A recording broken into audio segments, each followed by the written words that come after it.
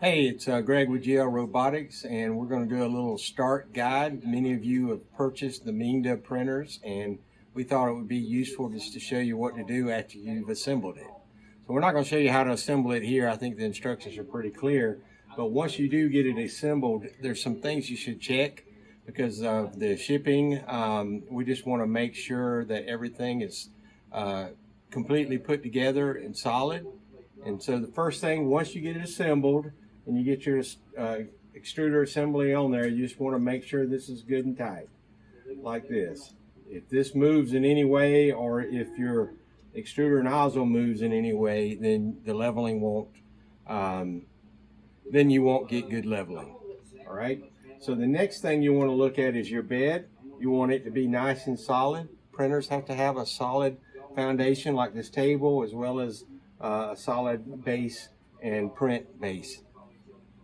And so you're going to want to look at that. If for some reason this is loose, you can adjust it. There's a small wheel underneath, located right here, and we provide the wrench for you, and you can just go through and find that wheel and tighten it right here, and then that will tighten the base. And you just rotate it like that, and that tightens this base for you. It's not likely you're going to need to do this, but it's a good thing to check.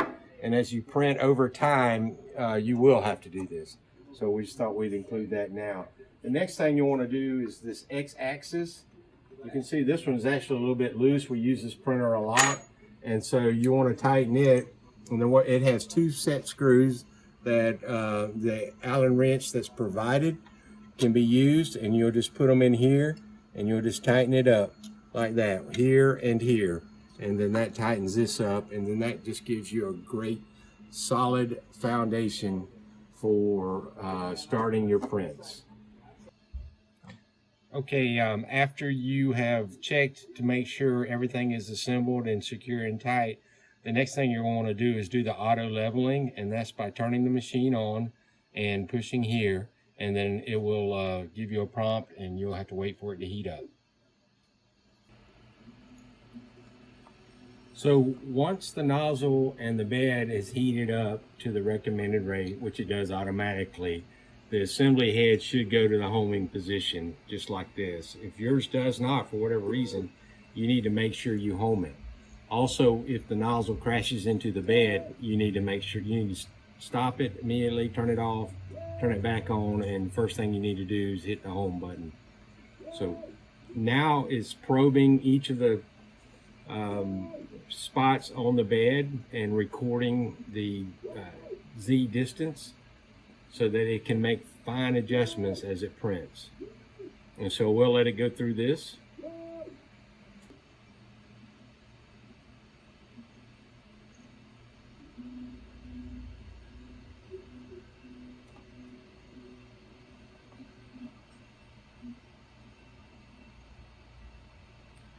Now that the leveling's done, we'll want to go ahead and set the Z offset.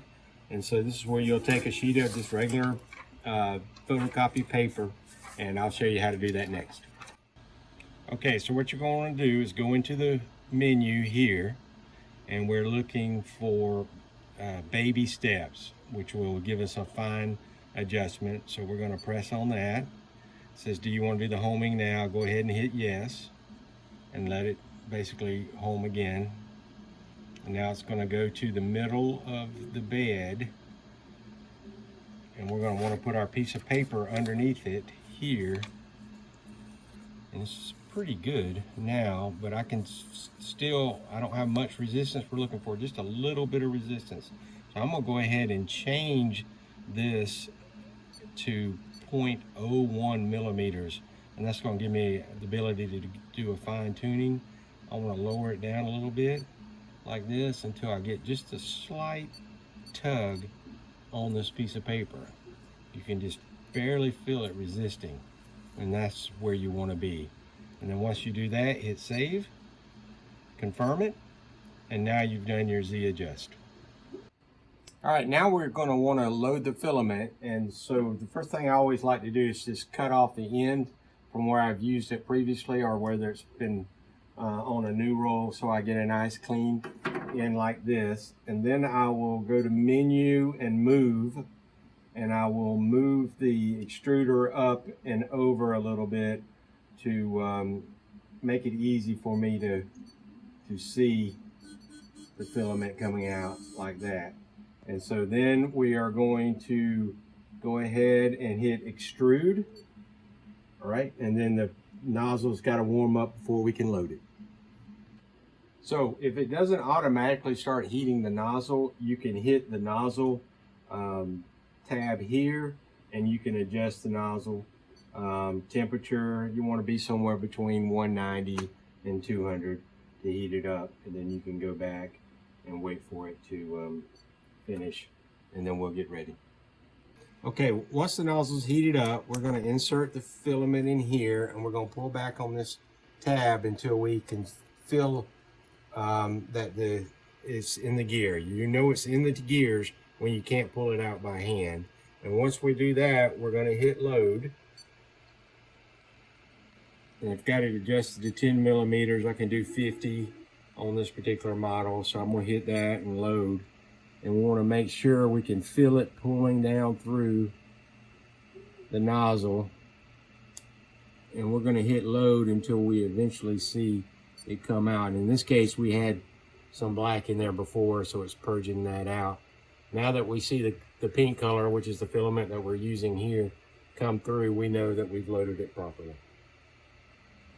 Okay, so first thing we want to do is just do a test print. Mingda provides us with a test print on the SD card that's included with the printer. And so we're just going to take that, we're going to insert it like this. We're going to go to our menu, hit print, SD, and we're going to look for that test print. It's usually probably the only printer on there, and it'll be located on the top, and we're going to select that and do our test print. Confirm.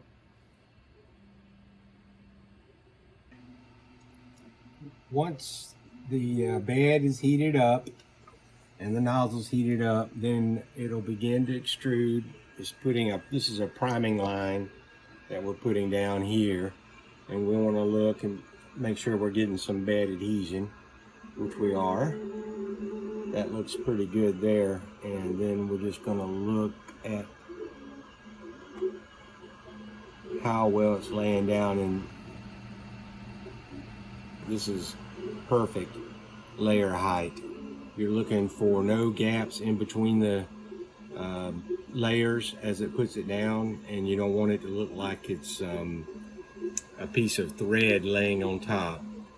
If for some reason you're having a hard time getting this to stick to this bed, sometimes the factory puts just a little bit of oil on this and it needs to be cleaned off, and you can do that with soap and water. So you just remove this metal flex bed and take it to the sink and put a little soap and dry it really, really well and bring it back, and usually that'll solve any problems with oil or even your fingerprints getting on this over time. And so we're just going to let it print like this and just make sure everything is working properly, which in this case it looks like it is. If we were to need to make an adjustment, if we felt like it was too high or too low, you would do the same thing you did on the for the Z adjust. You just go to the baby step and click it and move it up or down. The next thing you're going to need to do is download a slicer. I recommend you start with the Ultimaker Cura slicer, and this is free to download, and you can find it at ultimaker.com under their Cure selection. So you go through and download this based on the type of computer that you have, and it takes a minute, and then once you do that, you will get a screen that's blank. I've already done it, obviously.